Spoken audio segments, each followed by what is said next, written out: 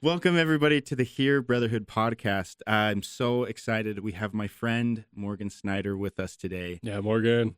How, Morgan?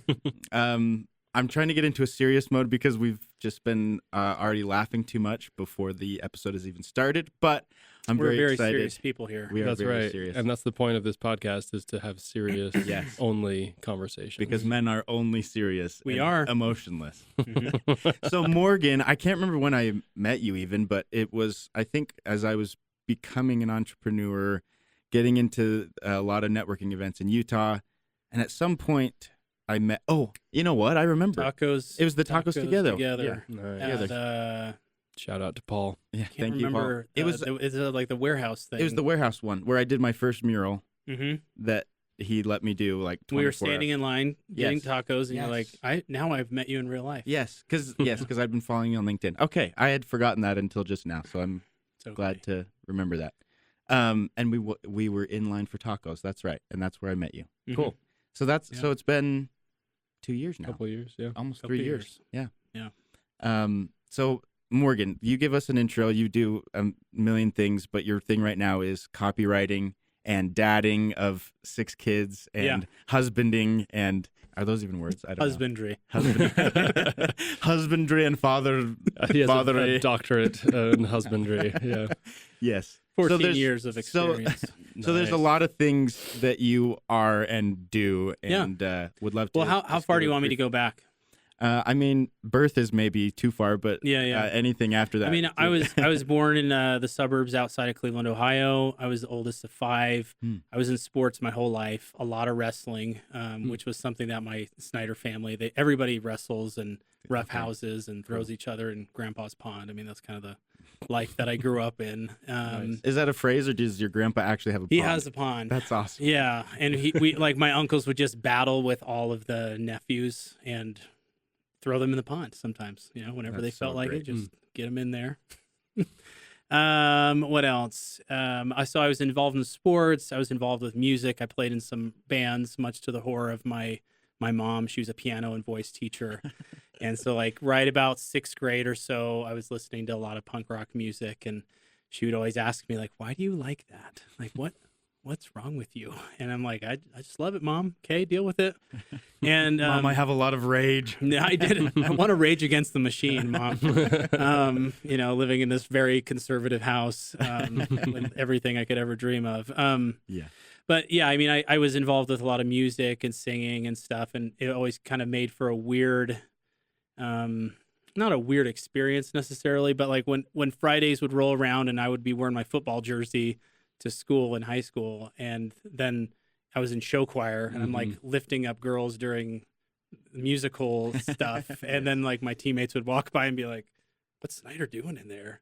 And so I didn't really have like a group that I fell into growing up. It was like I had the skater emo kids that I was friends with, and then I had the football players and the wrestlers and show choir kids. And at lunch, I would basically just kind of walk around and talk to people, and had a really good time doing that. And never, That's so great.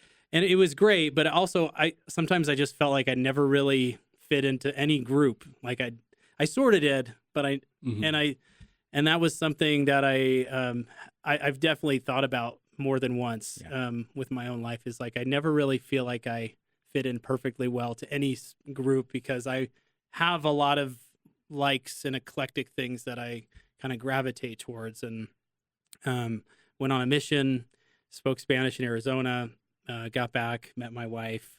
It was kind of an instant thing with her.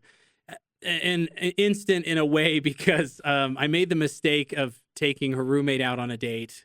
But what happened was when I went back and I was like, hey, Julie, what does Lydia think about me? And she's like, what am I, your middleman? Like, if you want to know what Lydia thinks of you, get your butt over there and ask her. Like, I'm not going to give you the inside scoop. And she was just very blunt. And when I say instant, it's like, okay, I knew that I was interested in her from the moment she said that to me, because she was like super transparent and she was different than any other girl I'd ever met. And so from that moment, we were just like attached to the hip. Like I remember we were in BYU, Idaho, at BYU, Idaho, and she was at the library taking a children's literature class because she's a child psychology major. And I was like running up the hill to campus to get all of her books she's like, what are you doing here? I'm like, well, we're sort of a thing now, so I've got to do stuff Right? like this for you. Right, Julie? Yeah. And so we just did everything together. And and then from there, Spanish teacher, from Spanish teacher to door-to-door alarm salesman. Met a guy that was a healthcare executive and joined his little consulting company that he was breaking away from the Cleveland Clinic. Then he was like, hey, we met these guys over in Utah, or I know them from years back, and I'd like you to be a part of this startup. So I joined the startup, and then after the startup, things just kind of progressed into running my own thing. So a very windy path to get me to where I am now. The long and winding road it really has that been leads to. Was your education connected to what you're doing now with like creative and copywriting? No. Okay. No, no. Both of my degrees are in Spanish and second language acquisition. Oh, interesting. Oh, wow. And so Okay. now I'm here, though. Nice. Here in this room with you two. So you could do copywriting in English and in Spanish. I haven't had any opportunities to do it in Spanish yet, but I'm hoping that something comes along that I can, because that'd be really cool. That's Okay. amazing. So this is going to connect to, I think my first introduction to you was seeing some headlines you wrote for the Heare Brotherhood. Yeah. You felt, I don't know, inclined. Were you just like, this seems like a fun. Just Morgan being weird again. I love being a weirdo. So I saw those and I was like, this is incredible. And then I think we met at an event, maybe like a hike and cold plunge. Yeah, this is like the first. that. Yeah, the first thing that I ever gone to. Yeah, that we was were awesome. talking up on a rock together. That's right. As people do. Yes. As we do. As normal human beings do. Yes. Do you mind sharing, just for kicks, some of your favorites of those headlines with? Oh, yeah. Like, wait a second. Yeah. I know you've got a little stack of papers here. Reporting live from Lehigh, Utah. And you posted them on LinkedIn today, and I did post them on had LinkedIn. forgotten about some of them, and I really enjoyed them. I think one of my the what is it? let's see. There's something about nachos. Yeah, somewhere. Macho Bromigo nachos. Con carne asada. There's your Spanglish I think, yeah. headline. Honestly, out of all of them, I was thinking about it. This one here, being present is our gift. I just love the double meaning of that. But I made a connection just with, on an emotional level, just with the Heare Brotherhood, because of the experiences I had growing up, being around my uncles and my cousins, and feeling the power that comes through the connection of the brothers. Because I always identified them as being the oldest. Like I have my sister, my brother who comes 5.5 years after me. Yeah. And I looked at Davey and Kurt and Brandon. These were like my brothers. Yeah. And I didn't see them as much as I would like to. But one thing that I did recognize that from them is they wanted to be involved in the details of my life. And that was a real gift. Yeah. And so that line is actually directly connected to them. Like, in a way, I didn't even have to really think about that one. That one just came out because I thought about those guys, and I thought about you and the other people that I met at Heare Brotherhood stuff, and thought that is a real gift to people. It's just to be aware of who this person is beyond the titles and the accolades and things they're doing in their business and whatever. It's like just to be there for someone and to actually listen to them and know them and try to get where they're coming from. It's awesome. That one's actually, of them all, one of my favorites, if not my favorite, because I mean, it's just a nice play on words, but it goes perfectly with the name. When we were looking at the names, one of the things was both of the spellings of Heare, right? H-E-R-E, I'm here, and then here I'm listening, H-E-A-R. But both of those have a bunch of meaning behind them. But the one that I love the most probably is the being here, being present, celebrating life, and just enjoying life, but also learning that gift of presence, learning the skills to be able to be fully present. And we do that through cold plunges, and I've learned that with meditation and with what's it called, breath work. I'm like going all over. What's that thing? But just a lot of things that have kind of forced me to be present, and I didn't realize I didn't know how to do that. So anyway, I love that one so much. There's so many good ones, though. There are some good ones, but I like so I was going to ask you about this, actually, when you said the way that you grew up and like getting thrown in grandpa's pond or whatever. Yeah. It sounds like, though, so, there's a couple of ways that could be framed as, or that could have been experienced, of like, man, we were always just getting picked on, and it was all about being the strongest and the toughest and the whatever. Sure. But it sounds like it was a fairly healthy, like good dynamic that you had going on with some of the play and roughhousing and whatever. But because sometimes those go hand in hand, you know, the kind of like you need to be like, don't cry, be tough, whatever. I don't know if that was part of the culture, but tell us a little bit about those relationships. I mean, I think competition is a very good thing, and it's a great thing. And whether you win or lose, I mean, you're going to get mocked ruthlessly sometimes when you lose. And like in our stuff, we had like the pool wrestling, we had we'd play basketball, we would do even like we'd made Foursquare competitive. And it's like everything's a contest, right? And then you as you go through these different activities, you're picking up medals. So and everyone remembered how many medals they got. You're kidding. That's so amazing. It's like I'm going home with 3 golds today, baby. And like when we go to eat lunch or do things together, it's like, hey, remember when I totally rocked you in a horse last time at Grandpa's farm? And like even we set up tires at different locations on the property, and we would be doing frisbee golf, and they like all calling each other on foot faults. So like you can only go past this line, and like that was a foot fault, and we get in arguments about it. Or like you're going to make a throw, and my uncle's like looking over, hello, Morgan, and he's like taunting me as I'm going to throw and like trying to make me mess up. So that was just a huge game to me, and that's how I've always viewed competition. It's just a game. You know the rules. You play the game.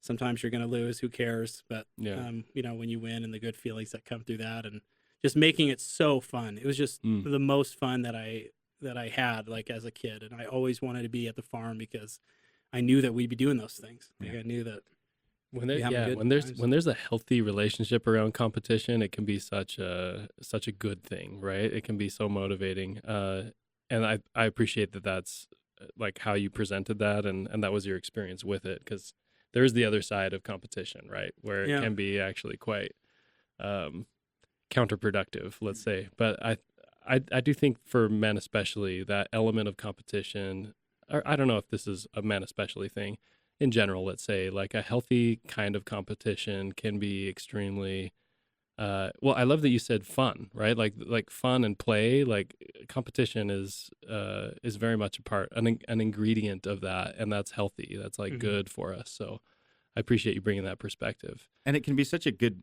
motivator in the right context, right? And it's funny, you're almost exactly describing what my wife's family looks like. Just competitive. They're always coming up with games. Like over the summer, we went to the family cabin and we did an Olympics because it was fun to do it during the Olympics, and it was such a positive experience for all of us. And in learning how to win with grace and also lose with grace, which is sometimes harder, right? But it's interesting because I come from a very non-competitive family. Oh, really? In fact, my competitiveness has come alive out of probably a need to survive in my amazing Woodruff family, my wife's family. I mean, my first Sunday I visited the family and got to know them.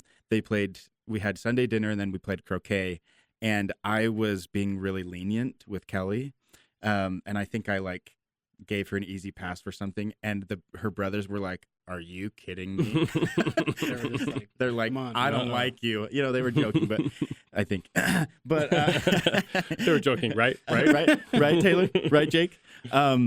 No, but they gave me a really hard time because they're like, not in this family. Yeah. So it's an interesting thing of going from a very non-competitive family to a very competitive family, but learning the balance. And we've tried to figure out, because I have a daughter and then 4 boys, and my oldest son, Tommy, is so competitive.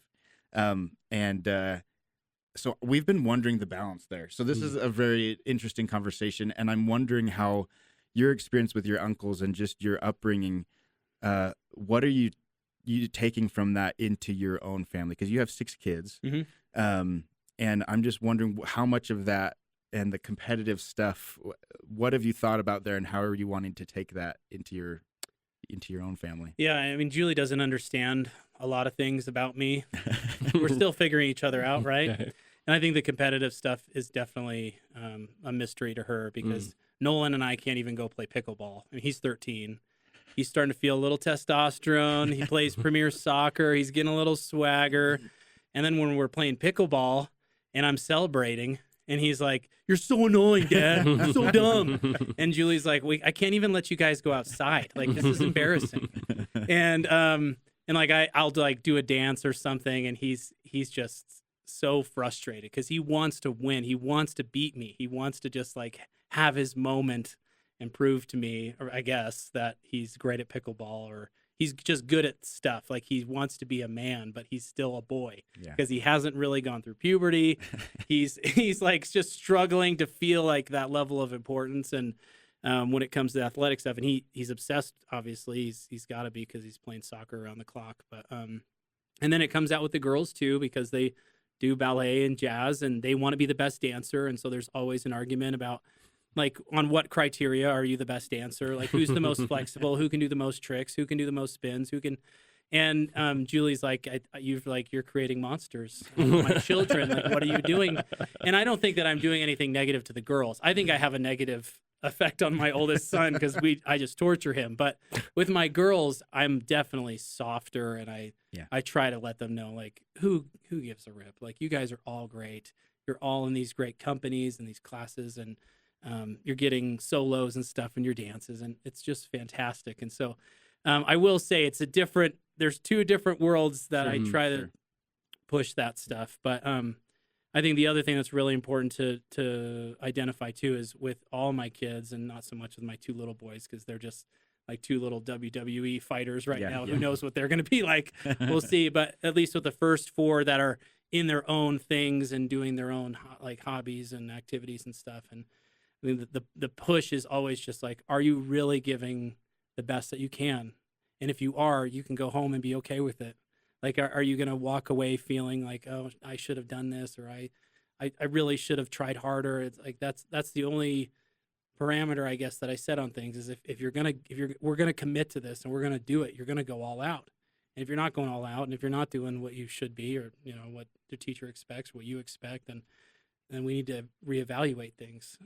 It's more effort-based rather than results. My son's best games, in my opinion, like in soccer, is when I can tell, because I have worked with him nonstop in wrestling, soccer, and other stuff. Like, I can see when he's making that effort. I can see when he's going for ball. I can see when he's communicating with his teammates. And Julie just wants to sit there and say, it's so great. He's out there. He's doing great. But but then there's some games where I'm sitting there like, Nolan, what are you doing, dude? And she's just like, how could you be frustrated? He's trying his best. And it's like, no, I am, you know, because of my upbringing, because of the exposure that I had to competition in so many different ways, like, I have a feel for it. And it might be wrong. Like, I might be making a fool of myself. I probably am. But I just hold my kids to that standard of, if your energy is there, and if you're pushing yourself to where I've seen you at your best, then that's all that really matters, like, regardless of outcome. And so you guys homeschool. 6 kids, homeschool, plus you're working flexible schedule, right? But pretty much full time. Yeah. And your wife has started doing some work as well, she's right? starting to do a little bit of entrepreneurial stuff. Wow. Too. Yeah. So tell us a little bit about that, because that's a lot on your plate, a lot that you're juggling. Yeah. How are you navigating just taking care of yourself, taking care of your family, like all the things that are going on? I don't really know how, actually. I don't have the perfect answer. Yeah. I think that there's certain parts of the schedule that just are immovable and cannot be altered. Like, there's certain lines in the sand for every single person in the house. Like, there are things that they have to do every single day, or else the machine just does not function properly. For me, I have to work out. I have to be at the gym because the gym sets the rest of my day. If I don't go to the gym, I am off. Like, there's just something wrong with the way that I operate. I've got to be at the gym every single day. Like, my son and my 3 oldest girls, they have found that the best time to do certain classes are in the morning, and then there's other things that they find easier to do in the afternoon. So they've got to be doing those things in the morning, and that way that sets them up for the right afternoon. So I think it's just establishing the process. It seems very mechanical, but like, you have to have those processes in place in order for the family to work. Yeah. And we do them every single day, like no matter what. And that's what helps everything happen. I mean, at night we're just taxi cabbing around from 4 to 7 every day. And that's just life, and it sucks right now. And just think we could be using this time for so many things, but we're just driving around. But even that, it's like, okay, you're going to be in the car, talk to the kids, right? Like engage with the kids and use that time for the best way that you can. So the process is important. Knowing each kid is important, and understanding how they, like Nolan will do soccer drills really early in the morning at like 7 o'clock. He's tearing up our back grass like nobody's business. He's ruining that grass. But that's his thing. Yeah. And we have found the way that we've set up our family and the homeschooling is like giving the kids structure, but allowing them to make those decisions, and they get into a groove, and everything just sort of flows because we have expectations, they have expectations. They know, okay, this is my little world, and this is what I have to get done every day, and it somehow works. I mean, it does feel like a circus show sometimes, but it just happens. But. Yeah. Curious if there's something you would want to share about the decision to homeschool. Like, oh man, I don't want to lose a lot of friends by talking about homeschooling. Based on opinion of public school, is that where that? Okay. Yeah. Because sometimes when I talk about that, people think I'm making an immediate judgment call on them because they're, they have their kids in public school, and I'm like, whatever. I'm not trying to do that, but yeah, I mean that part of the reason why they are homeschooling is because I was a Spanish teacher, and I was in a high school. It wasn't like I was in an elementary school or anything, but I saw things that I just went, this is not right. And we could have like an all day discussion about about that the schooling system. But I think the main thing that Julie and I mean, we've been doing this since Nolan was a little kid. So 8 or 9 years now we've been doing it. Wow. Wow. And so we plan the curriculum together. We set the schedules. We do all sorts of stuff together, and we've created our own homeschool that way. But I think the major thing is just having the freedom for the kids to get into whatever they want to do. Like my son he's either a really old 7th grader or a really young 8th grader because his birthday is in June. And like he's going through algebra right now, and I guess he's going to do algebra 2 by next spring or something like that as an 8th grader. And I'm just thinking to myself, Morgan in 8th grade, not there. I think struggling in pre-algebra or something, right?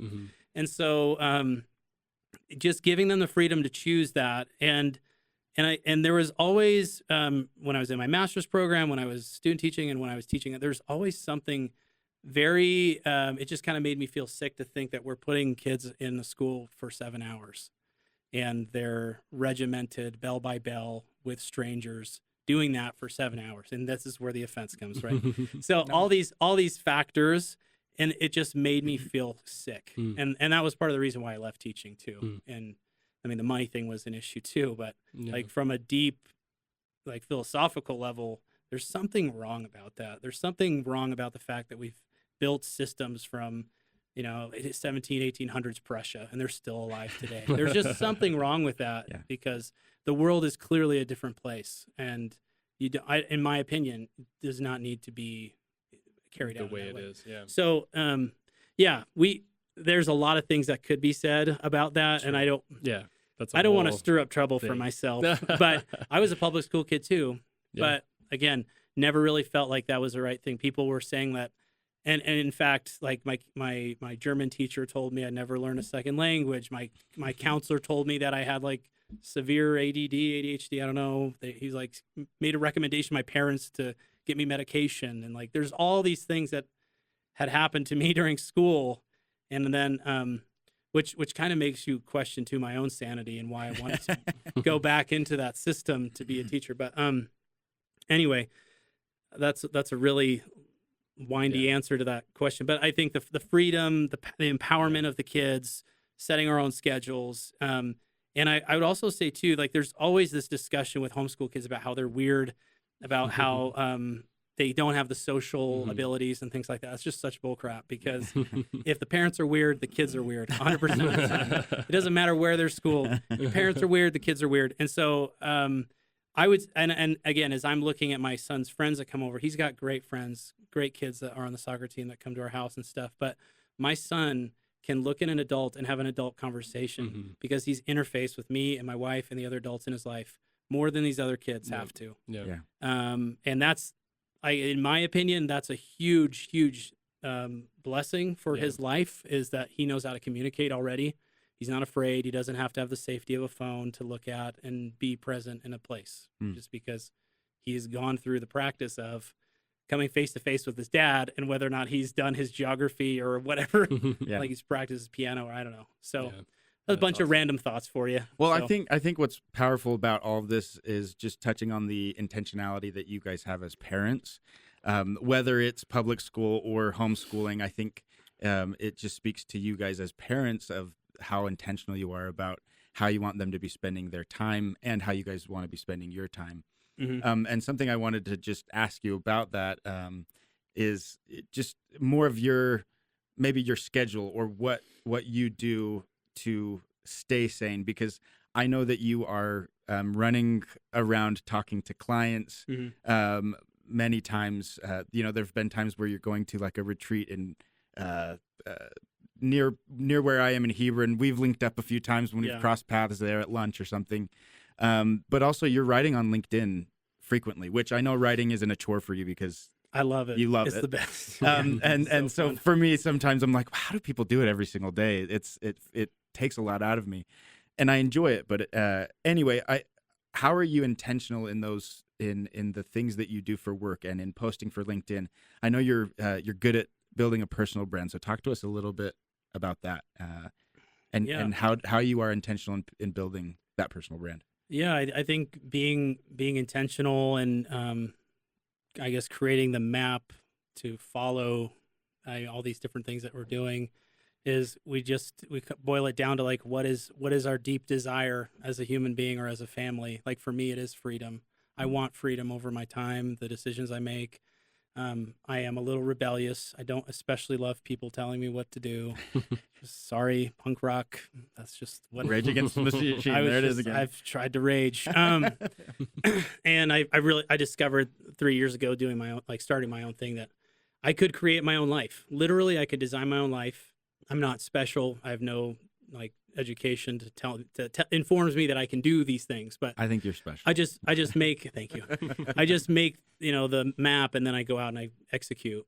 And execution is everything. Like ideas are cheap, execution is everything. And if you have the right plan and the right people in your life, and you're kind of able and courageous enough to go out on a limb to make things happen, you literally can do whatever you want. And I'm proof of that. Is you can have a Spanish teacher that goes out and raises money for a startup, and then sees gaps in how people think about social media and email marketing and whatever, and all of a sudden just to be like, yeah, I'm a writer. I'm gonna do stuff now with writing, and just make up your mind and do it. Like, just you only have one life to do it, so you might as well just make it happen. I mean, the worst thing that goes on is you go back and get a job. Like, yeah.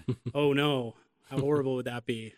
Like, go out and You test say the that, dream. but sometimes that actually really does freak me out. No, it freaks everyone That out. thought, I'm like, working for. It freaks everybody out. My point is, that's the Yes. worst case scenario. It's Sure. not like you're gonna go and lose like everything. carry bricks and build basements for a mason the rest of your life. Like, Right. you're not gonna do hard labor.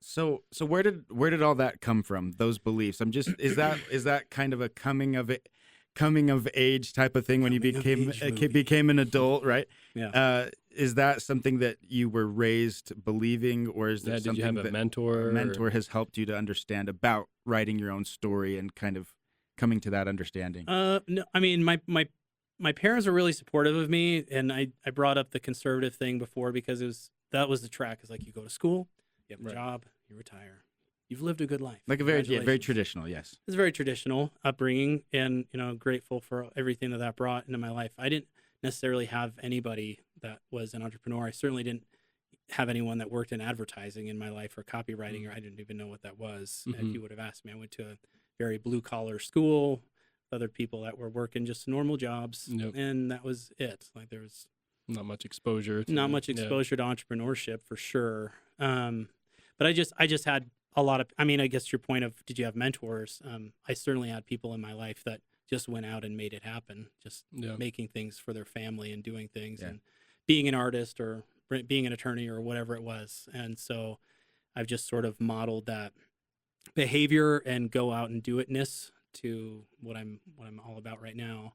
And I mean, going back to your question on LinkedIn and the personal branding stuff, it's interesting. When I started going on LinkedIn, I was basically just a stalker, like lurker in the shadows, like everybody else is at the beginning, just are kind of watching people. And when I was on LinkedIn at that time, I was just looking at VCs and groups and who would I talk to potentially. And what I would do is just see them and then send them a DM and get them on a call to raise money for Tula Health or whatever it was that I was interested in. I never posted anything because I was such a phony. Like I was a Spanish teacher 2 seconds ago, and now I'm going to get on there and what am I going to talk about? Like there's nothing that I can talk about or bring to the table. So I just read books and looked at LinkedIn basically.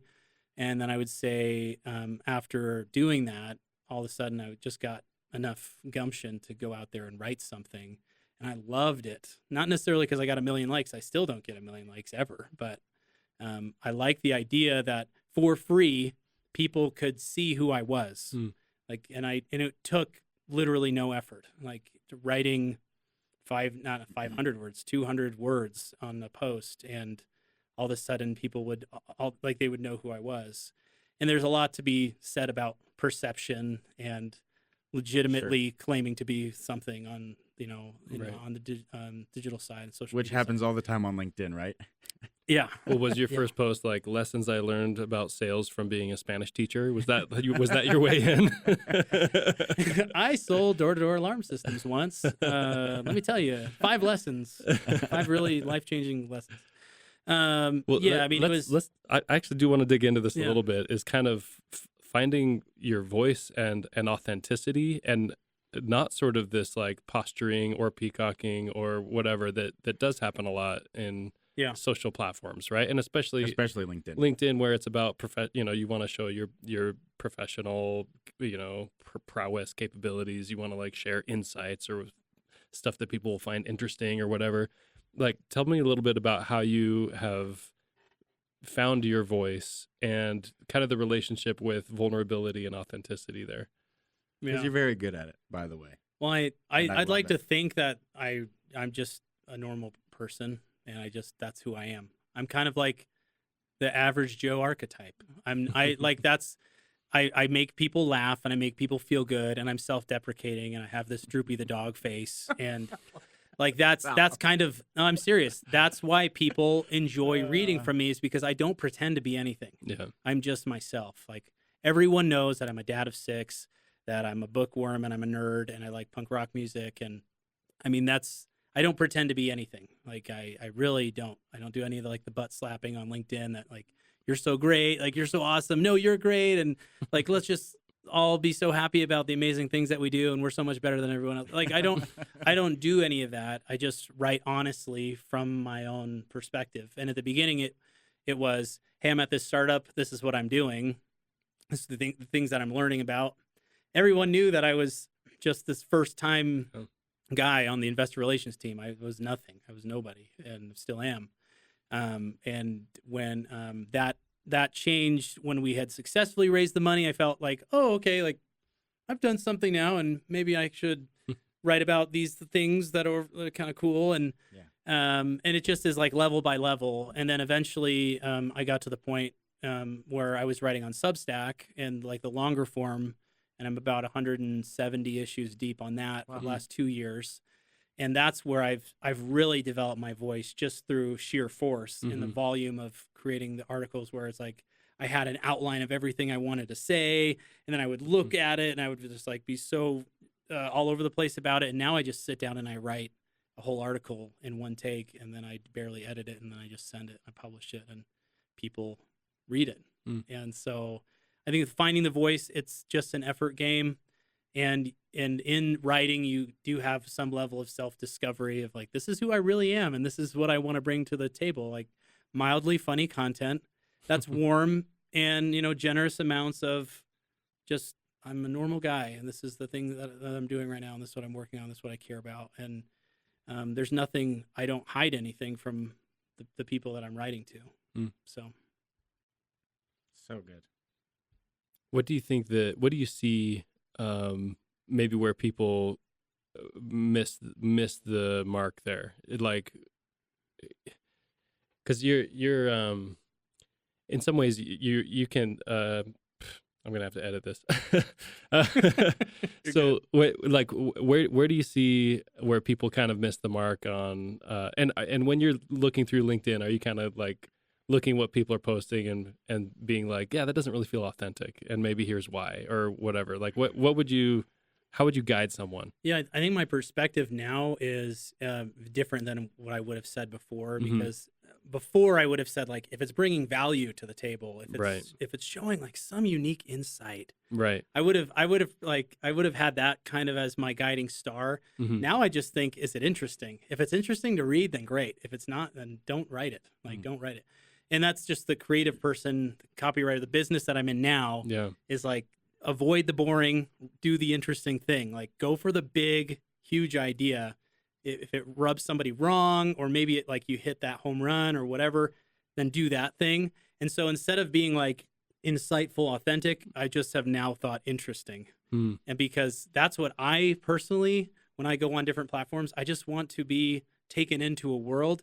And I want to sit there and I want to read, like, what is this person trying to tell me, and what am I going to take away from this reading, instead of like, this is some business insight that's going to 10x my marketing. Like, I don't care about that anymore. And I think that's where people get it wrong, is they want to be seen as that thought leader that's going to give that's just amazing thing. And that stops a lot of people from writing, because they're like, I don't have that. And 99% of us don't have that because we're normal people. But what is interesting, though, is to say, I was walking with my son from the pickleball court, and, you know, his head was hanging low, and he was so ticked at me because I just, like, done a touchdown football dance after I scored all those points on him. After you dominated him. After I dominated my 13-year-old. And rubbed it in his face. And then it took me to a moment in time when I was 13, struggling to figure out what the heck I was going to be like. And my friends were all in a basement. We're playing Blink-182 songs and Green Day.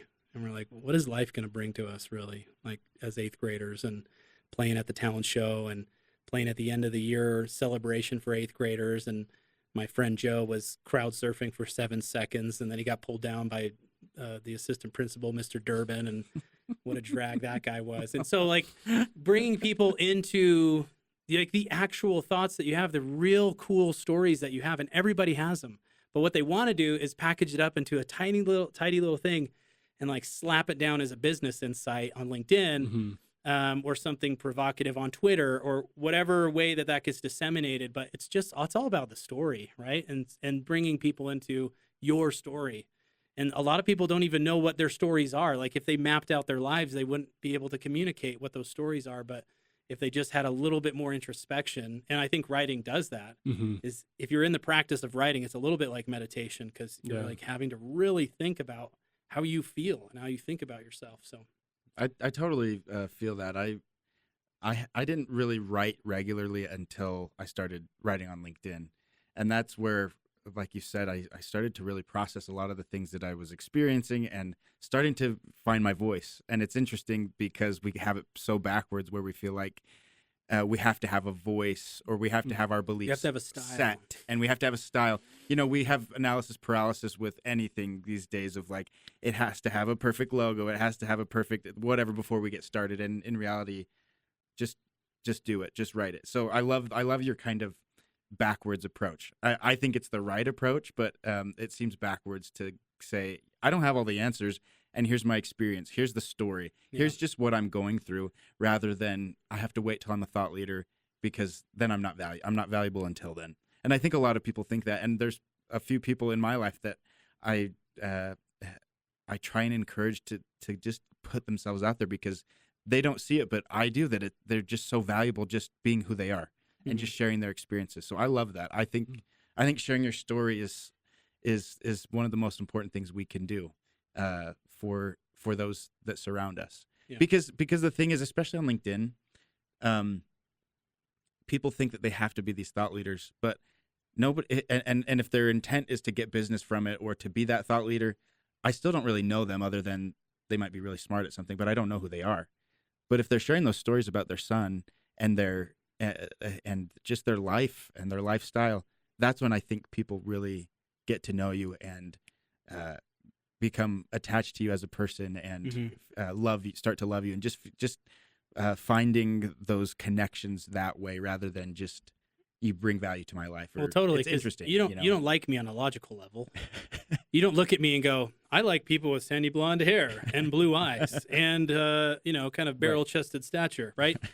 You've connected with me on an emotional level that goes beyond the logical, and I think that's so key for writing too. It's like if the reader is feeling that warmth and that authenticity and everything else, then they want to know. Like they can't help themselves, but it's like a magnet. They're just getting drawn into you, and so it's not a logical thing. Like you can't explain yourself, like why you enjoy things. I was reading Lewis L'Amour, The Broken Gun last night, and just an old book that had been on my shelf for a long time that I never read. I think I picked it up at DI years ago or something. But like, classic, I'm not a Western fiction guy, but for 160 pages, I just read it like in a couple hours or an hour or whatever last night. Just did it. And without having read any Western or anything, but I had such a cool connection to the character who was coincidentally a writer that was exposing, this ranch where all these heinous things had been done, and he like discovered it, and just like page by page, I just felt myself getting more and more and more involved, and there's no logical reasoning for that. It's just like I emotionally connected, and so I wish that more people understood that principle when it comes to their writing and social media stuff, and even from like the brand side. And we think that these brands are like these monstrous, amorphous things that can't be connected to, but you can do that too. I mean, clearly with lines and creative and visual, everything, like you can make that emotional connection. So I love that you brought up the power of story, and then also this idea of vulnerability, and that's allowing yourself to be seen, allowing your these little moments, these relationships with your kids or whatever it is that you're experiencing in life, allowing those to be seen through writing. Do you think, like, I think sometimes there's a challenge with vulnerability, and in what context do we share kind of these, obviously in this, the Heare Brotherhood, and part of the whole intention of creating this platform and this movement is around like spaces where we can be really open and really vulnerable and talk about, our stories, and also like what have been the struggles, what have been the challenges, and give opportunity for people to give voice to those things, because it is so powerful, and it is a way to process in a healthy way, and it is a way to create these deeper connections with others. I've sometimes grappled a little bit with what level of vulnerability do I go to in what platform and in what place, right? At an in-person retreat, it's like, that's where I'm going to feel like this is the place where I can really open up about some of the things that are maybe painful for me to talk about, right? But it's a healthy, important thing to do. On LinkedIn, that's where I'm a little more like, I'm going to filter what I feel like is right for this setting or for this platform. So how do you think about like what level of vulnerability do you go to when you're writing something that's going to be very public facing? Well, can I just put it back on you two? You two are experts. What is the line? What I mean, for you personally, what do you want to talk about and what do you not want to talk about with people? Yeah. In these different environments. Well, my mind goes to just the container. I think what you talked about was gives important context of between a retreat and a public forum. And we've talked about this a little bit before because we've had these questions, and we're still trying to figure it out, because there have been moments both on the app or in our community as well as online where we've wondered if it was too much information, right? Because that can trigger certain things in others, or it can just be maybe inappropriate, or it's throwing what is the phrase? Pearls before swine. What is it? What is that phrase? Sometimes it's like it's just not the right context. And so, well, your insights are not. Other people aren't worthy to hear the great things. Well, no. It's if you don't know me and you hear something. No, it's true though. Like that if it's something too special, it can fall on ears that because they don't know me, they will take it out of context, or they'll make some sort of judgment. Yes. Yeah, and I'm not calling them swine. I'm just saying it's just kind of an out of context thing. But I think again the container matters, and the amount of details in those containers matter. You know, there's certain things, maybe details that I wouldn't share in a public forum. I could speak about it as like a general, like, I've struggled before, right? And then one-on-one situations, or maybe in a retreat setting, is where I would probably feel more free, because I know them now, because I've developed a relationship there that I feel safe within that container. There's like a level of trust and a level of I'd say even just confidentiality. Yeah. And then there's, there are these examples of people that have posted some of their deepest, darkest experiences or moments, and they've shared those in a public way. And I have benefited from reading those stories, even if I am not connected to the person, right? And there's something about that is that can be powerful. So yeah, I think it's something I'm still exploring, and I don't feel like I have a great answer for like, here's the line, or here's how I don't have a great like rule of thumb or whatever. It's just sort of the feeling around it, and I often just go by that. But stepping further into, I mean, before all this Heare stuff, I did not post anything about my personal life on LinkedIn, of all places, right? Like that was like, no thanks. Like, no, that is for businessy stuff and showing up as a professional, and I wouldn't talk about my personal life. Like that was crossing a line, actually, what I thought that platform was for. And then seeing more people share things and meeting people and creating these relationships, and it's changed the way I look at it. And that's one platform of many that we could be talking about, right? But I was curious about that for you, if you have sort of a filter or a line or a guideline on when you're thinking of sharing something. Yeah. I mean, I think the level of being comfortable just comes with time and writing and doing it. Like starting out, no one wants to write about their personal things because they think, well, no one's going to benefit from this, and it makes me feel weird, or people are going to judge me. But anymore, sometimes my comments on social media just are like unhinged. People probably think, what is this guy thinking about? What is he doing? Because he's just a little bit out there, and it's true. I'm kind of quirky. Like if I think something is funny, I might type it into a comment and hit and just go for it. And it's just the risk that I make. And I'm sure that I've scared away people from working with me. I'm sure there's plenty of people that I've rubbed wrong, but there are others that just get me and understand. And so I think it's all about thinking about your tribe and the audience and the people that you want to attract.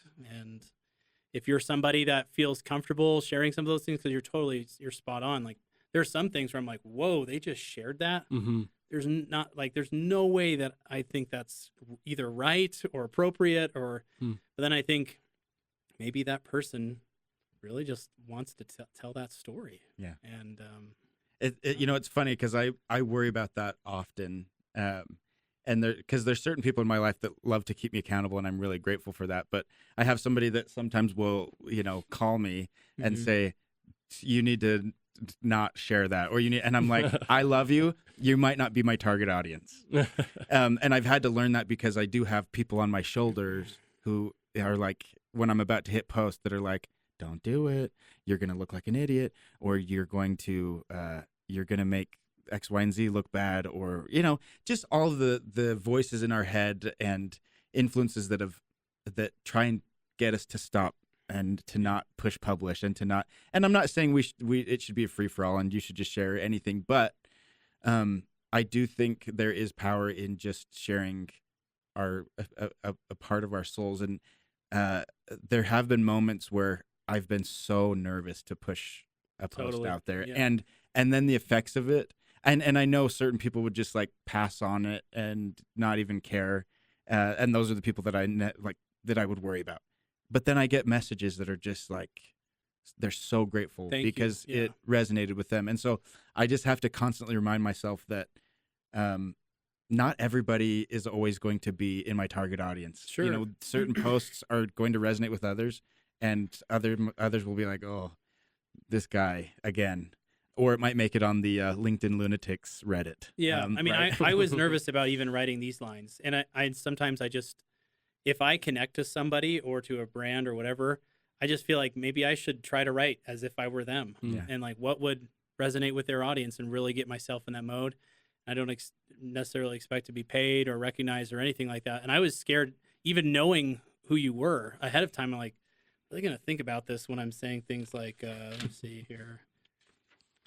There's too much at stake not to eat steak, or I don't know. Facts don't care about your feelings, but we do. That's a great one. Come with me to a place That's of pure Justin's favorite. imagination. I don't know. Like when I'm thinking through all these lines, and I'm like, dude, they're gonna kill me, or they're gonna not like it that I represented them somehow. And I've done this with several brands, but it's which I think is brilliant, by the way. But it's amazing. The response is always appreciation and gratitude, because I'm not making some statement about like Joe Biden with their brand or something, like making some political stance. All I'm doing is just trying to imitate the feelings that I get about them, and show like how cool they are, or how awesome their product or service is, or whatever it is. And it scares me to death to hit publish, but I know I should do it because of the response that I've gotten up to this point. So I'm just going to keep trying it. There probably will be a brand out there that I do it Cease and for. desist. And they're going to be like, why would you ever think that was okay in a public forum to represent us? But right.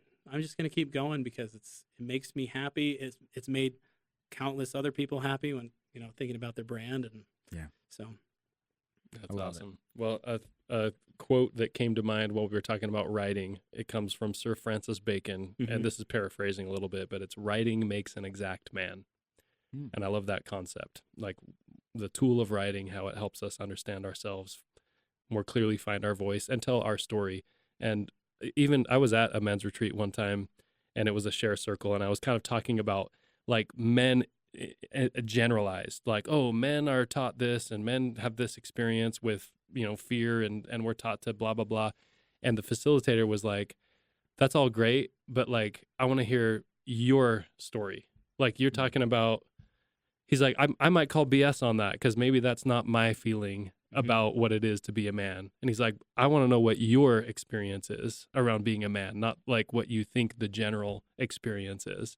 And that was such I like felt very chastised in the moment, right? Yeah, sure. But it was such an important lesson. And I was like, dang, there's so much truth in that. Like, I can only authentically really share my story.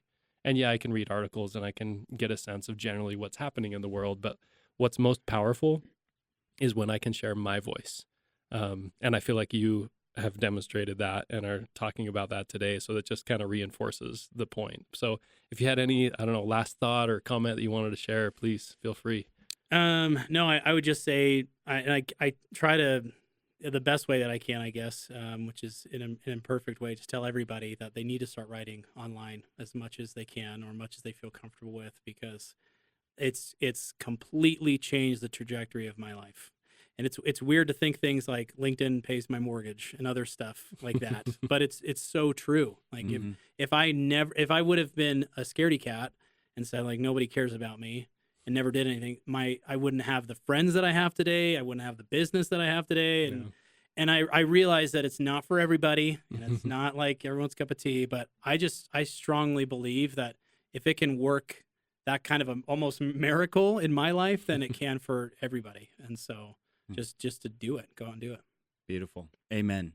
And thank you.